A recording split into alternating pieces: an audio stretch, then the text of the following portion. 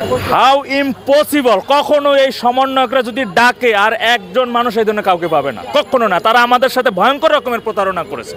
তারা আমাদের সাথে আমরা যে কথা দিয়েছিল, আমরা যে কথার মাধ্যমে তাদের কথায় আমরা যে শুনেছি, আমরা রাস্তায় নেমেছিলাম, এটা কোনোভাবে আর দ্বিতীয়বার কোনোভাবে সম্ভব না। তারা ডাকলে পর আমরা রাস্তায় নামবো, কখনোই না।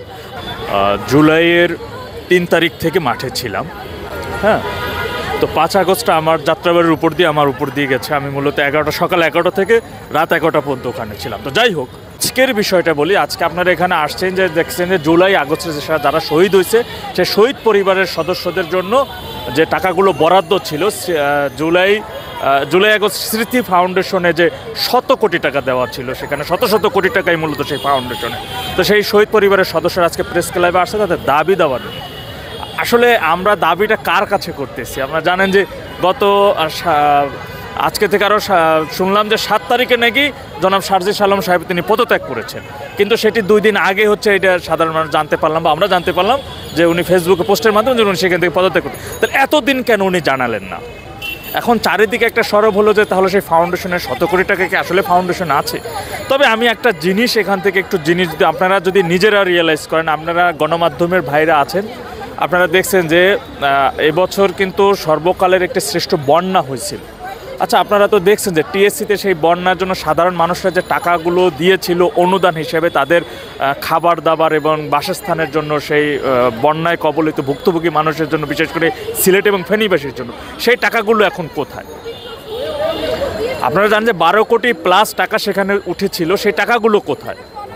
তো যাদের কাছে আসলে, যাদের হাতে মানুষের অনুদান দেওয়া, সহযোগিতার জন্য, যে ঘরের জন্য যারা ভুক্তভোগী বন্যায়, সেই সাধারণ মানুষের অনুদানের টাকা, ভিক্ষার টাকা, সেই ভিক্ষার টাকা যাদের হাতে নিরাপদ না, তারা সেই ফাউন্ডেশনের এই শত কোটি টাকা তারা কীভাবে এই শহীদ পরিবারদের কাছে দিবে?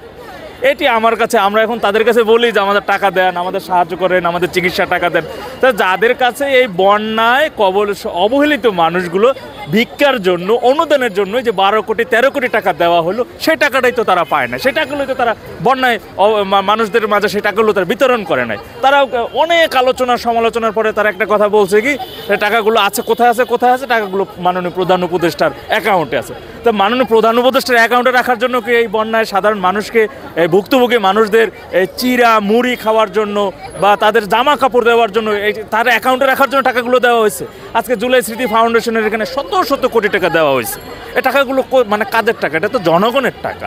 আজকে একটা অভ্যুত্থানে যারা শহীদ হয়েছে, যারা আহত হয়েছে, তাদের সহযোগিতার জন্য এই টাকাগুলো দেওয়া হয়েছিল। টাকাগুলো আসলে কোথায়? কোন মানুষটা কিভাবে টাকাগুলো পাচ্ছে? তাদের চিকিৎসার অবস্থা কি? আজকে দেখা যায় যে তাদেরকে মারধর পর্যন্ত করা হয়। কারা মারে? আহতরা কিভাবে মারে? ঢাকা মেডিকেলে ভর্তি আহতরা কিভাবে মারে? আসলে আমরা দাবিগুলো এখন কার কাছে তুলবো, বা কার কাছে এই দাবিগুলো করা, বা কাদের কাছে টাকাগুলো চাইতেছি, বা টাকাগুলো আসলে কি হচ্ছে, এটাই বুঝতে কিন্তু বাকি নেই সেই জিনিসটা। এটা এখন আসলে ওইভাবে, এখন যেহেতু অনুমানের উপর আবার কোনো কিছু বলা যায় না, কিন্তু যেগুলো দেখে আসছে এই পর্যন্ত সেই কথাটাই বলতে পারি। আজকে আমি যদি বলি যে আপনি যদি ছোট থেকে একটা ভালো একটা হাই ফ্যামিলি থেকে বড় হয়ে আসেন, যদি আপনার ছোট থেকে অভ্যাস হয় যে ছোট থেকেই আপনি ভালো খাবার খাচ্ছেন, তখন বড় হইলে আপনি যদি জেলে যান, হাজতে যান, বা একটা সময় যদি আপনাকে সেই খাবারগুলো কমিয়ে একটা নিম্নমানের খাবার দেয়, কিন্তু আপনি খেতে পারবেন না। আজকে দেখবেন আজকে আমরা দেখতেছি যে 3 লাখ টাকার কম্বল বিতরণের জন্য আমাদের একজন উপদেষ্টা তিনি 26 বার 27 বার হেলিকপ্টারে চলেন। মানে 3 লাখ টাকার কম্বল বিতরণে 20 লাখ টাকা খরচ করেন তিনি হেলিকপ্টার ভাড়া বাবদ। তো তারা তো নিজেরাই এখন আরাম আয়েশ এত কিছু, মানে এসি রুম, নতুন যে একটা জৌলস, যে চাকরির জন্য আন্দোলন করে এখন হয়ে গেছে মন্ত্রী উপদেষ্টা। তো এখন তো আর সাধারণ মানুষের দরকার নেই। How impossible! কখনো এই সমন্বয়করা যদি ডাকে আর একজন মানুষ এই ধরনের কাউকে পাবে না, কখনো না। তারা আমাদের সাথে ভয়ঙ্কর রকমের প্রতারণা করেছে। তারা আমাদের সাথে আমরা যে কথা দিয়েছিল, আমরা যে কথার মাধ্যমে তাদের কথায় আমরা যে শুনেছি, আমরা রাস্তায় নেমেছিলাম, এটা কোনোভাবে আর দ্বিতীয়বার কোনোভাবে সম্ভব না। তারা ডাকলে পর আমরা রাস্তায় নামবো, কখনোই না। তারা আমাদের সাথে পুরো একটা প্রতারণা করছে। আমরা তো যেটা একটি কোটা ছিল, সর্বপ্রথম আন্দোলনটা ছিল কোটা, বৈষম্য বিরোধী আন্দোলন, কোটা বিরোধী আন্দোলন, সেই কোটার বিপক্ষে আমরা ছিলাম। জেনেক্সে শিফট করো, লাইফকে লিফট করো। এবং কঠোর অবস্থানেই ছিলাম। সর্বপ্রথম যখন বাংলা ব্লকেট হয় এই যে গুলিস্তানে, তখন তো এই যে এখানে সাবেক সেনাপ্রধানের মেয়ের জামাই পল্টন, ওই যে ওই পল্টন মোড়ের ওই পারে তার গাড়ি আটকানো, তিনি এখানে এসে হুঙ্কার দিলেন। তখন সারজিস আলম ভাইয়ের নেতৃত্বে এখানে আমরা আন্দোলন করছি। তো তারা তখন কিন্তু কোটার সময় কিন্তু কি ছিল, তখন তো স্লোগান ছিল এরকমের যে ৭১-এর বাংলায় বৈষম্যের ঠাঁই নেই, মুক্তিযুদ্ধের বাংলায় বৈষম্যের ঠাঁই নেই। কিন্তু তারা পরিস্থিতি আসলে কোথায় এসে দাঁড়ালো? আজকে তারা যেই একটা ক্ষমতা পেয়ে গেল, ক্ষমতার উচ্চ শিখরে চলে গেল, এখন বলে কি যে ৭১ বলে কিছুই নেই। এটাও আমরা শুনেছি, ৭১ বলেও কিছু নেই, তারা ৭১ অবমাননা করা হচ্ছে।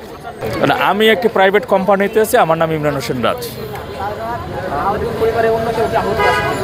না, আমার পরিবারে কেউ আহত নয়, আমি নিজেই শুধু মানে এটার সাথে আমি ৩ তারিখ থেকে মূলত আমি কোটা বিরোধী আন্দোলনের সাথে ছিলাম। না, ভিন্ন রকম ভাবনা আসছে এটাই যে আমি প্রতারিত হয়েছি, আমি একজন প্রতারিত হয়েছি, আমি এটা বলতে পারি যে আমি প্রতারিত হয়েছি। তাদেরকে সাপোর্ট করে, সমর্থন করে আমি প্রতারিত হয়েছি। নেক্সট টাইম অন্ততপক্ষে এই মুখগুলো, এই লোকগুলো তো ডাকলে পর কখনো পাবে না।